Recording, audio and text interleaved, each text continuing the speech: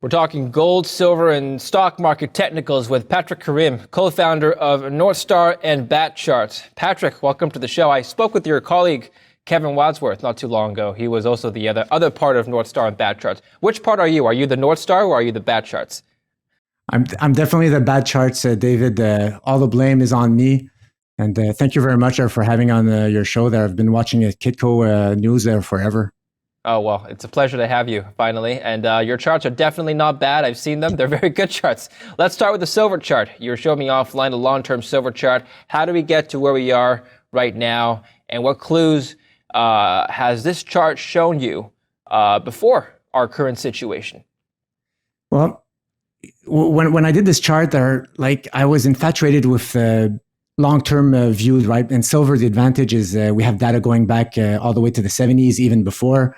So these are yearly candles. Whenever you look at a chart, always look to see what time frame it is. So each of these is just 1 year of data. And when you look at that chart, you just see beautiful reverse symmetry. So like emotions. Here's like a blow-off top in the 80s, and then this is just everybody's selling into it. And all that damage from that parabolic melt-up, you need a huge, long-term base, multi-year base. Nobody wants silver until eventually there's no more buyers, there's no more bag holders.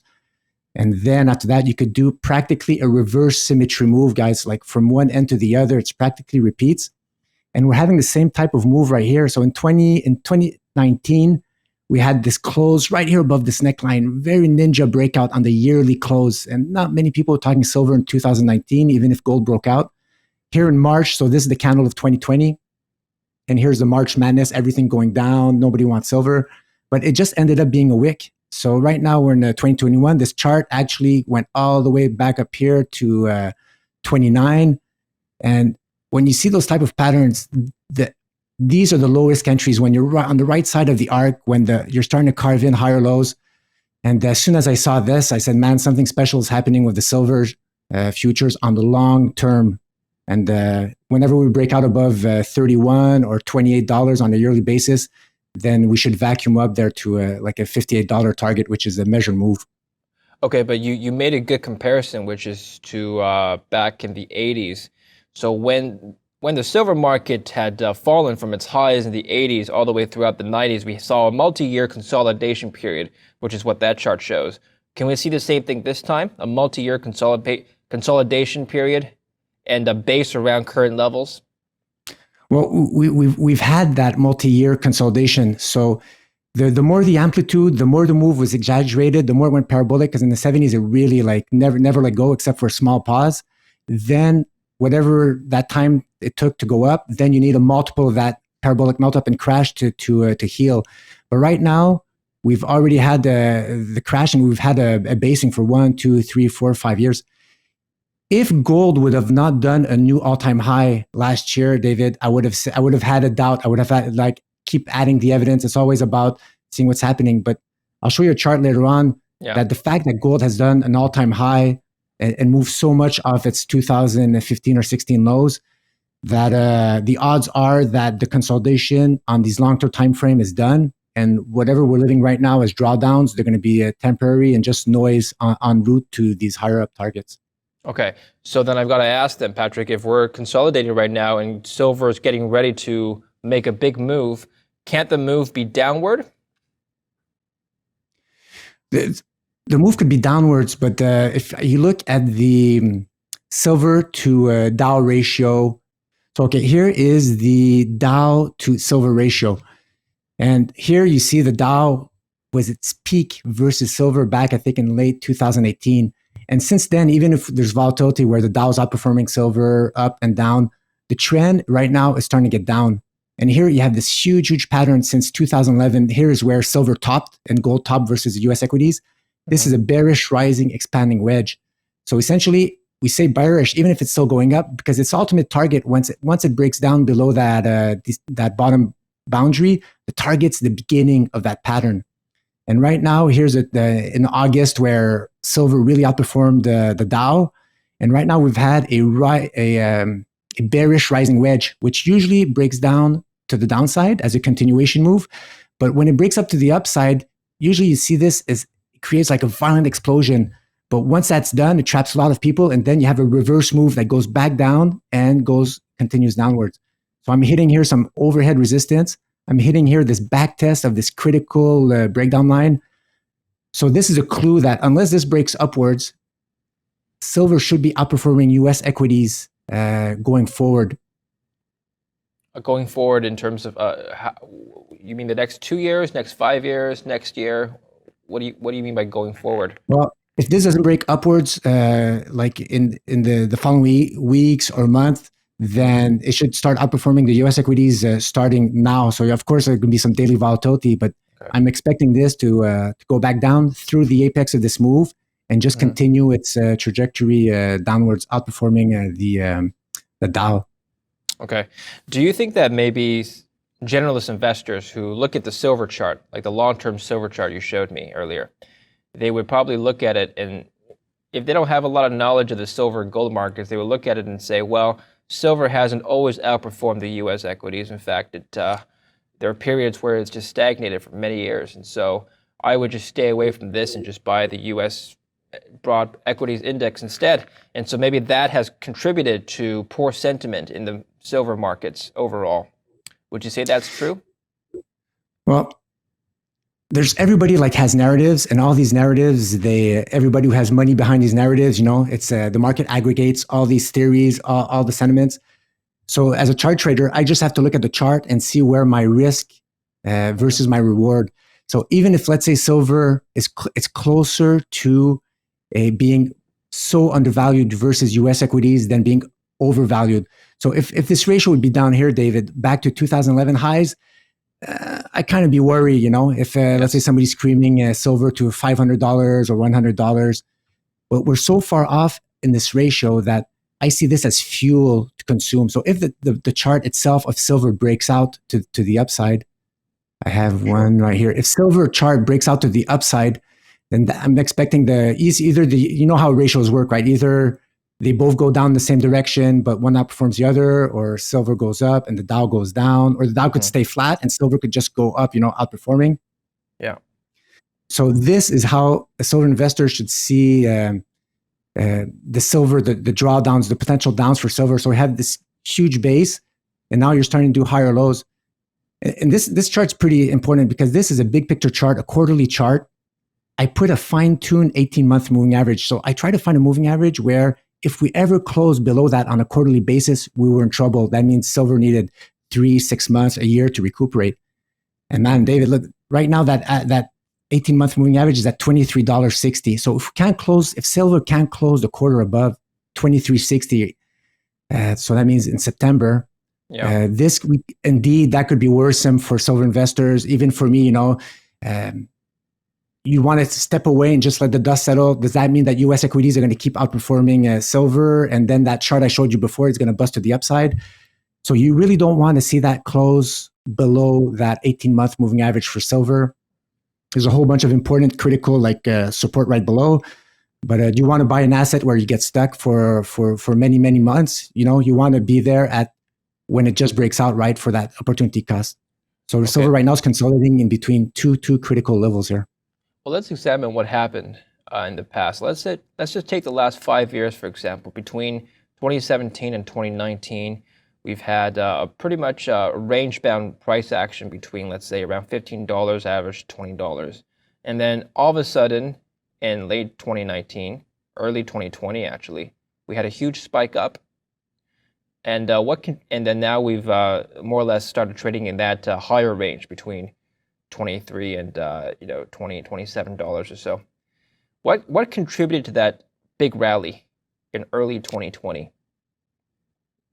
Well, we have to give it to the credit to gold. A lot of people saying, gold's lagging, but gold's it did its all-time highs. It broke out in June of 2019, and so the way gold sniffed out whatever macro technicals, inflation, or whatever gold was sniffing out when it broke out back in 2019, silver, it was just a catch-up move. And what I loved about that breakout in July of, or like that close of the candle in 2019, or even this breakout, nobody was talking silver squeeze back then. There was no narratives. Even people here for many months, here I just compared, here's the basing process of 2003 to 2000, 2003. And here's like that range you just told me about, David. Mhm. These is human emotions. It's fractals. Nobody wants silver for many, many years. It's not doing anything. Goes up, refuses to break out, goes down.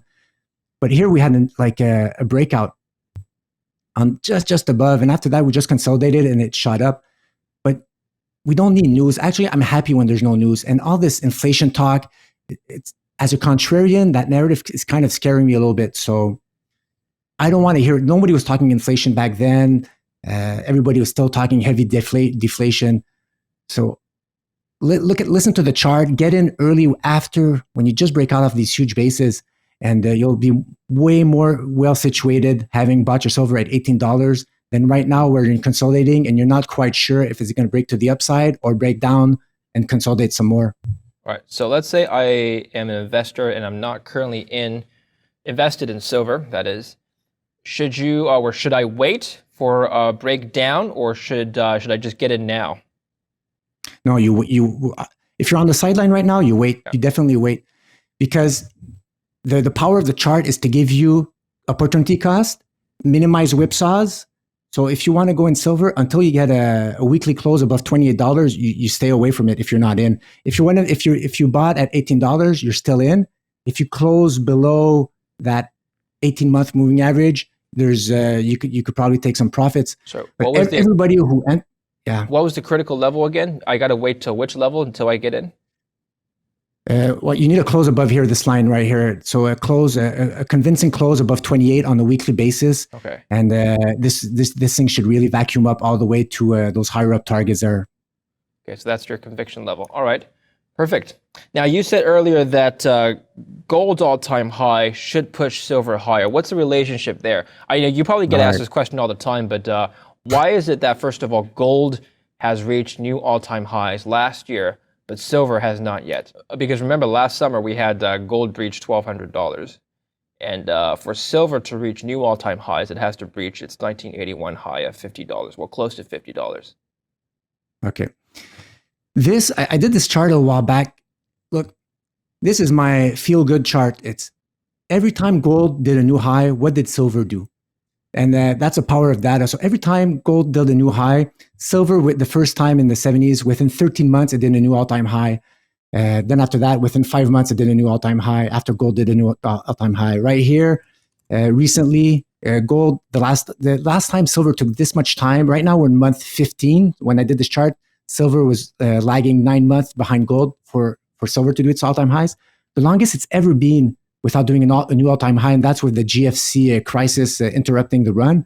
It was 40 months. Look, going down the rabbit hole of the narratives, it's a fun. I love having that talk with the in-laws, if anybody wants to debate. But when you look at the data, whatever triggered gold, eventually those money flows, they go in the whole precious metals, they go in the commodities. You see sugars blowing up, copper blew up before, tin, lumber. They each have their time to go parabolic and then crash. So that's the arbitrage play for silver right now. This is a running countdown. So even if we do go down and there's a dip, but you're still not in, you're waiting for a close above 28. The opportunity is once you close above 28, it's silver always does a new high after gold does. So playing this type of logic, then that's where you want to be positioned there. Historically, you have a chance of buying at 29 and then hitting your all-time highs, which are close like to 48 or 50. Okay, well, let's talk about gold then. Let's talk about where you see the yellow metal headed. Well, okay, this is another one of my charts where I look, every time gold moved this much off a bottom, what did it do after? Did it just like crumble? And so in the 70s, when gold did a nice important bottom, after it did the 91% move, it always did a strong move after. Same thing here of the mid-cycle low in the 75 or 76. When it corrected, as soon as it went up 91%, it did a nice, very powerful move after that. Off the 99 lows, as soon as it did 91%, as soon as that momentum, that trend, the macros, like whatever's driving gold behind the scenes, it just doesn't stop there. Once it does 91%, something's important's happening. And right now, if I took these percentage, when I measured from the bottom of 2015 all the way to those highs that we did last August, it did a 91% move. So again, I'm expecting whatever drove gold to do all this move, even if here we're some volatility or it stays within that range, eventually that momentum, those macro drivers that permit it to do that, for me, that's another clue where gold should eventually, I see it. Sorry, what do you mean move by upward. 91% move? Well, percentage. So let's say here it was at a 1050. So here's a 91% move off that is a gain $964. Right here, it gained $230 off that base. So that's 91% higher than that starting point. And gold, I could do the same thing. Like, where's the line in the sands for gold, right? This is like the 1 year chart for gold. Huge, big picture. But look, you can't even see the GFC crisis in there. How like if you're glued to your screen, you would have sold everything to GFC. And look at that on a yearly close basis. You can't even tell it's there. It's a beautiful uptrend. And right now, it's a confirmed yearly defined breakout in 2019, 20, right here above all-time highs. And right now, all you're seeing is a consolidation above that critical neckline, which is 1674. So on the smaller time frames, you could dip below. But I'm expecting if this holds the year above it, this could even be a green candle by the end of the year. We don't know yet. We have to let time roll. And generally speaking, would you say that there is a correlation between gold and silver in the long term? That is, if you look at the long-term cycles. For example, I was looking at the gold and silver chart that you showed me earlier, and if you compare the price cycles of the two metals, gold has significantly outperformed its past, meaning it's now significantly higher than what it was in the 1980s. Silver, however, is still trading below its 1980 highs. So if I were a long-term investor, a 40-year investor, well, depending on when I get in, let's say the late 70s, for example, if I get in the late 70s, my silver holdings would still not be up significantly, whereas my gold holdings would be, would be up significantly. So I see a bit of a disconnect there, long-term. What do you think? Well, yeah. So if you take each chart, people say that when gold goes up, silver outperforms. Maybe in the short term that's true, but over the long term, that's just not the case. Exactly. Because especially on those downturns, so silver relatively, like you said, overall has been lagging gold, not doing its all-time highs. Yeah. So silver, you want to play it in for its parabolic melt-ups. You want to, like you said, it outperforms towards the end of a cycle, but then it crashes more than gold. It doesn't recuperate as much as gold. So whoever's holding a portfolio, they're probably going to be, they will be better buying gold, but silver, you could balance towards it when you know that arbitrage play is getting close to being enacted, like a close above 28. And then you could maximize some of your precious metals holding by being long silver for that precise amount of moment. Because as you've seen these parabolic melt-ups in silver, there's huge crashes after. So you want to be, you want to get out of the way there when that happens, right? Yes. Okay. Well, let's sum it up then for the audience. What is your 1 year projection for both gold and silver? Do you have a price target in mind? Look, for silver, until it closes above that 28 there, or you can't, you got to stay on the sidelines. If it closes above 28, it's $48 and within 6 months, even probably faster. Okay. So it's really going to move fast. 58 as well, right? 58 would be your upside. Yeah, 50, like it's going to overshoot with the fear of missing out on the smaller time frames, the FOMO. I'm going to get a huge bunch of followers on Twitter. It's going to be crazy. So it could definitely overshoot that 45, go up to 50, some crazy type of stuff there where we think we're gods, But that's definitely going to be an obtainable upside there. High 40s, mid 50s once we close above 28. All right, $28 a magic number for you in gold. For gold, yeah. What's the magic number that needs to be breached first before any upside momentum is confirmed? Well, right here, just if I could close the show with this chart, gold's also in a dire situation. It needs to close August or September above 1800, or else we could be having like a 2013 type of top. I see. But if it closes above, I think 1900 or 1950, gold's I think has a measured move about 2200, 2300 there. So it's going to be steady as she goes. Gold's going to be going up, but silver's going to be going up faster.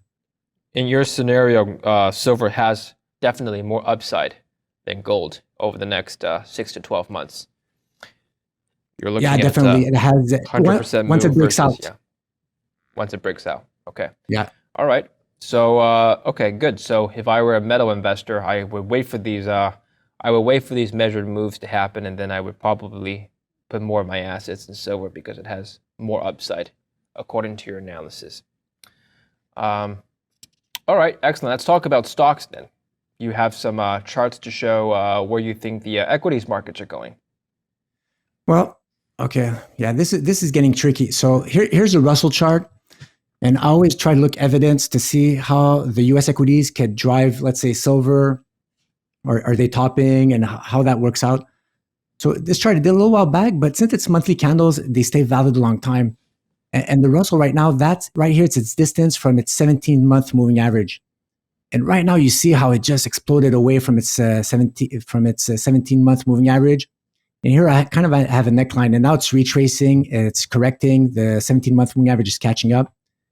Every time there's a market scare, every time the VIX start going up, the gold-silver ratio goes up, the US dollar, and the equities get really scared. They scare people. I don't know what happens behind the scenes. Is it people are getting scared, they're putting their money in precious metals? Is it the Fed printing? Like all those narratives, any of your guests they could probably answer that. But there's been rallies in silver right after these important corrections for in the Russell. Right here again, another one here. So right now I see this as fuel. So I'm not sure. We don't know like if there's going to be a crash. Is it just going to be a pullback to that, a 15% or 10% pullback close to that 17-month moving average? But on the onset of that, if we survive, if we don't go in a liquidity crisis mode, and the gold to silver ratio is subdued, it starts going back down, the US dollar stops going up, it starts going back down, and the VIX, then that's actually the best low risk entry for precious metals, where we could really have a nice strong move there in the metals. The metals, essentially, they're kind of waiting for the US equities to correct, to fuel up. And if they don't crash the metals at this stage while the Russell's correcting, then that's actually a springboard for precious metals. Okay, perfect. Final question. I know this is a difficult question because it's not a realistic scenario, but suppose you had to hold just one asset class as a wealth preserver. You have to choose between gold, silver, and let's say just the Russell 2000 or S&P 500, and you only had to buy one thing. You're only allowed to buy one thing. What would it be? It'd be gold. It'd be gold. Yeah. For the rest of your life, not just for the next 2 years, but until you retire. Yeah. Well, from what I've seen, from where we are in the cycle and all the evidence right now today, if you tell me put all my money in, I would definitely load up on gold for just because where we are in the cycle, the risk for it versus U.S. equities, it's much in favor of gold right now. So definitely, I'd hold on to gold. All right, Patrick, thank you so much for coming on the show today. It was good to meet the other half of Badcharts and Northstar. So it's a pleasure. Thank you so much. My honor, David. Thank you again. And thank you for watching Kitco News. Don't forget to subscribe to our YouTube channel. Stay tuned for more.